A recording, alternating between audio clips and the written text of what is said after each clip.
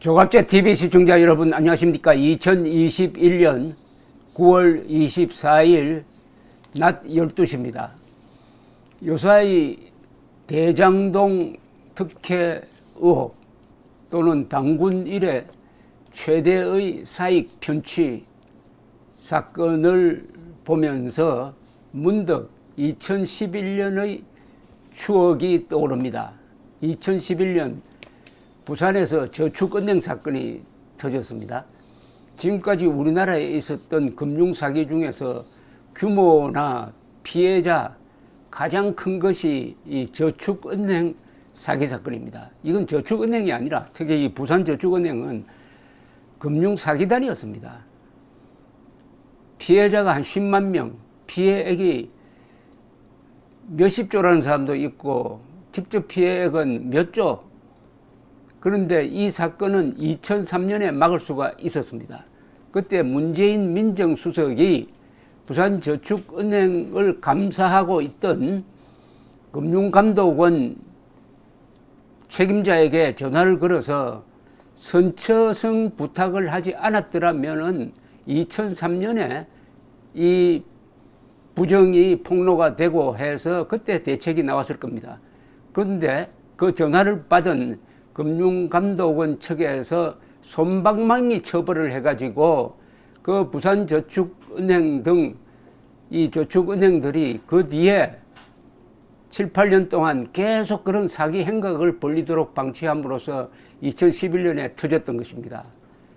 민정수석의 전화 하나가 불러온 재앙이었는데, 그런데 여기에 전화를 건 문재인 민정수석이 퇴임한 이후에 공동으로 소유하고 있던 법무법인 부산이라고 있었습니다. 이 부산이 자신이 잘 봐준 부산저축은행과 간단한 이 법적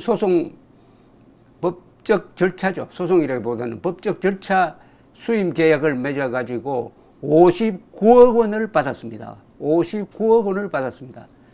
이게 요새 말하는 이른바 사후 뇌물죄가 아니냐, 이건 뇌물에 해당하는 것 아니냐 하는 문제를 당시에 새누리당 국회의원 이종혁 의원이 제기를 했더니 이 법무법인 쪽에서 이종혁 의원을 명예훼손으로 고발을 했습니다. 고소라고 해야 되겠군요. 고소를 했는데 이것도 검찰에서 무혐의 처분을 받았습니다. 즉 이종혁 씨의 주장이 일리가 있다. 만약 이 사건이 제대로 언론에 의해서, 용감한 언론에 의해서 요사이 대장동 특혜 의혹처럼 제기가 되었더라면 문재인 대통령 탄생은 불가능했을 것입니다.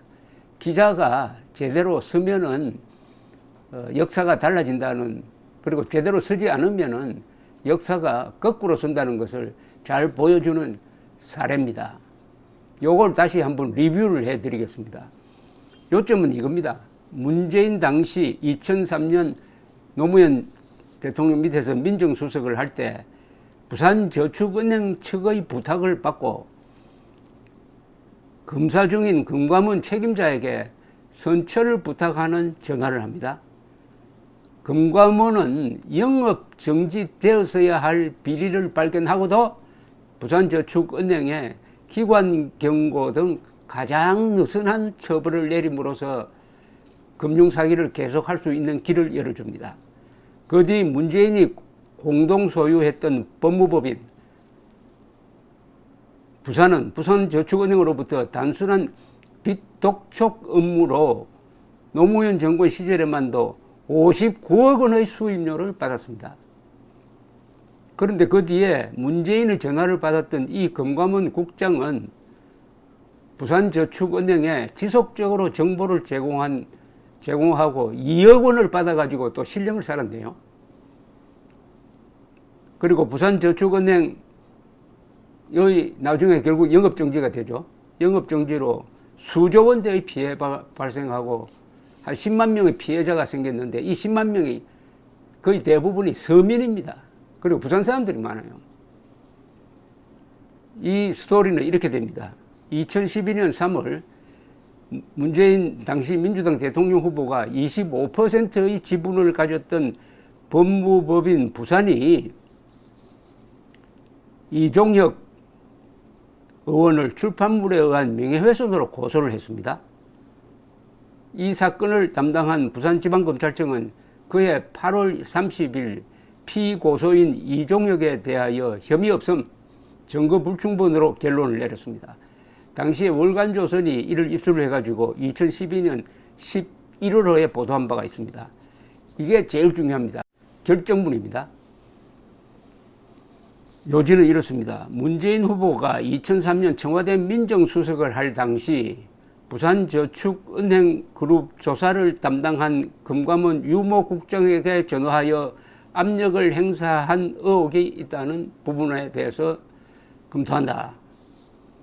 유병태 금감원 전 비은행검사 1국장, 박형선 부산저축은행그룹 대주주의 진술에 의하면은 2003년 문재인 당시 민정수석 비서관이 부산저축은행그룹 검사를 담당하고 있던 유병태에게 철저히 조사하되 대량 예금 인출 사태가 발생하지 않도록 신중히 처리를 해달라는 취지로 전화한 사실이 인정되고, 그렇다면 문재인이 금감원 유모국장에게 전화한 의혹에 있다는 이종혁의 기자회견 내용은 진실에 부합한다고 판단된다.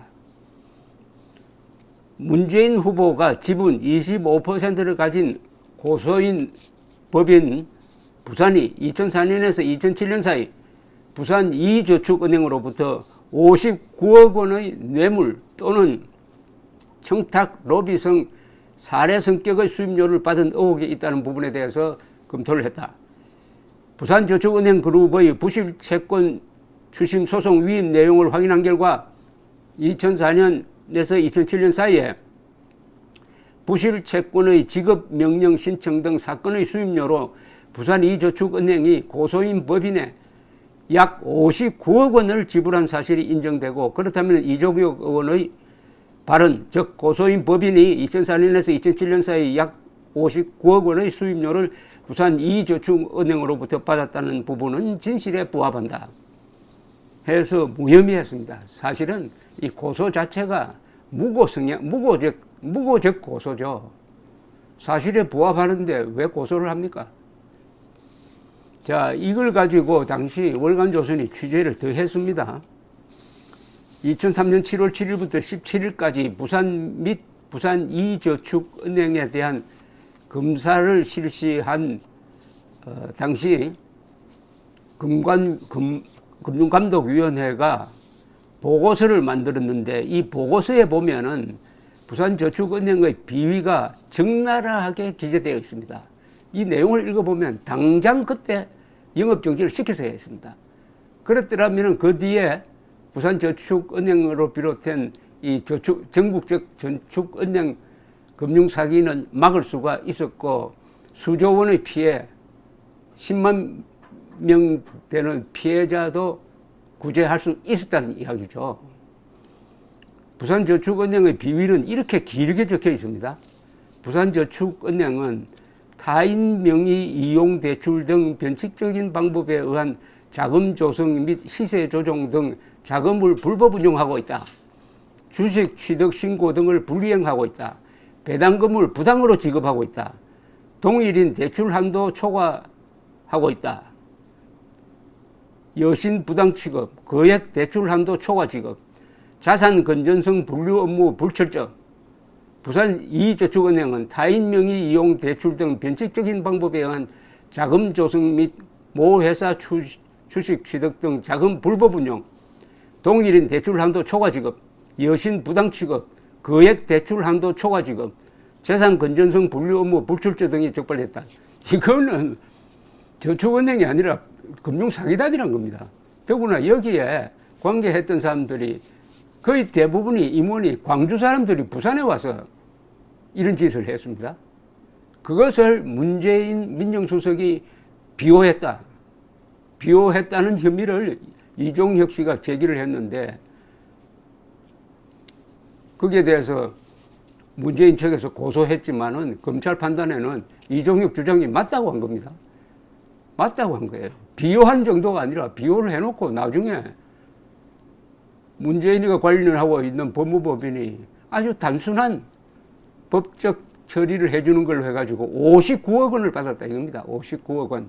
요사이 화천대유에서 권순일 대법관이 이재명을 정치적으로 살려주는 판결을 하고 화천대유에 불법적으로 변호사 등록도 하지 않는 상태에서 법률 자문을 해가지고 연 2억 원을 받고 있다 하는 것과 비슷하지 않습니까, 이거? 그러니까 위에 적시된 제가 지금 금방 읽은 부산저축은행의 금융사기 수법은 이게 너무나 종합적이고 구조적이고 노골적이라 금융사기단으로 부르는 게 아마 정확할 겁니다. 저축은행이 아니라. 자, 당시 금감원은 문재인의 전화 이후 문재인 수석의 전화를 받고 부산저축은행의 중대한 비리를 파악하고도 어떤 조치를 취했느냐? 솜방망이 처벌을 했습니다. 임원 문책 요청, 기관 경고, 이건 가장 낮은 단계입니다. 낮은 단계. 여기에 대해서 월간조선 2012년 1월로는 이렇게 보도하고 있습니다. 금융산업의 구조 개선에 관한 법률 제10조는 부실 비리 금융기관에 대한 조치 방법에 대해 규정하고 있는데 높은 단계가 합병 또는 다른 금융기관의 인수, 영업 정지 등이고 가장 낮은 단계가 금융기관 및 임직원에 대한 문책요구이다. 그러니까 가장 강하게 처벌해야 될 이 비리에 대해서 가장 낮게 봐줬다는 겁니다. 왜냐? 문재인 전화가 결정적이거든 아니겠습니까? 금융감독기관에서 수십 년 일하고 현재 대학에서 교수직을 맡고 있는 A씨는 당시 금융감독원의 조치에 대해서 이렇게 평가를 했습니다. 당시 지적사항을 볼 때 당연히 영업정지를 시켰어야 한다. 서민들이 은행에 맡긴 돈으로 부산저축은행이 사기를 쳤다는 것이 밝혀졌는데 가만히 둔 것이 이해가 되지 않는다. 기관 경고, 임원 문책한다고 해서 고객들은 이를 알 수가 없다. 그러니까 고객들한테 알려야 되는 것 아닙니까? 이 저축은행은 조심해야 된다. 이렇게 나쁜 짓을 금융사기적인 일을 하고 있다 해가지고 그것을 알려야 되는데 이렇게 약하게 처벌하니까 일반 서민들은 모르고 그 뒤에도 계속 이 은행을 이용했다는 겁니다. 금감원은 은행의 부실을 고객에게 알릴 의무가 있음에도 책임을 회피한 것이다. 또 저축은행은 주주가 실권을 갖고 있어서 이사 등 임원은 허수아비다. 이들을 징계한다는 것은 아무런 의미가 없다. 이건 솜방망이 처벌이다. 자, 이게 이제 2011년에 터졌습니다. 2011년 이 저축은행 사건에 대한 검찰 수사 발표문에 이런 내용이 있습니다. 영업정지된 부산저축은행 그룹 비리 전반에 대한 수사를 통해 대주주 등 신용공여, 자기대출과 업무상 임무에 위배한 부당대출 등 6조 315억 원 규모의 불법대출. 그 불법대출의 내용은 자기대출 4조 5,942억 원, 부당대출 1조 2,282억 원, 사기적 부정거래 2,091억 원을 비롯하여 3조 원대의 분식회계와 111억 원의 위법배당 등 저축은행의 구조적 비리를 적발하였다라고 되어 있습니다. 여기서 끝나지 않습니다. 이 문재인의 선처 부탁 전화를 받은 이 유 국장이라는 사람은 저축은행 비리 수사 때 구속이 되었습니다. 왜냐? 2억 1천만 원을 이 은행으로부터 지속적으로 뇌물을 받았다는 겁니다. 뇌물을, 정보를 제공하고 전화를 한 문재인, 전화 받은 유병태란 사람, 두 사람이 자기 직무를 제대로 이행하지 않음으로써 수조 원, 10만 명 이런 피해를 입혔다고 봐야 되는 거 아닙니까? 더 가관인 것은 그렇게 해놓고 그 부산저축은행으로부터 59억 원 이건 노무현 정권 때만 한 거면 이보다 더 사실 많을 겁니다. 59억 원의 수임료를 받았다. 그 59억 원이라는 엄청난 수임료의 대가로서 한 일은 그냥 사무 처리 정도, 카드 빚 독촉 업무 정도였다.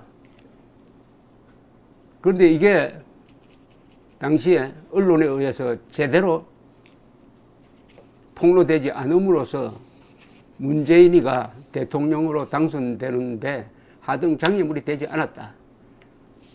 이번에 이런 교훈을 살려가지고 이번 대장동 의혹은 언론이 철저하게 파헤쳐가지고 감사합니다.